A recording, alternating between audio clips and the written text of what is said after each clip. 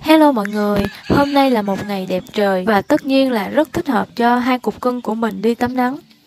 Như mọi người đang thấy, có một con én đang rất phấn khích dang rộng đôi cánh ra để đón nhận những tia nắng ấm áp, chính là Rê Rê.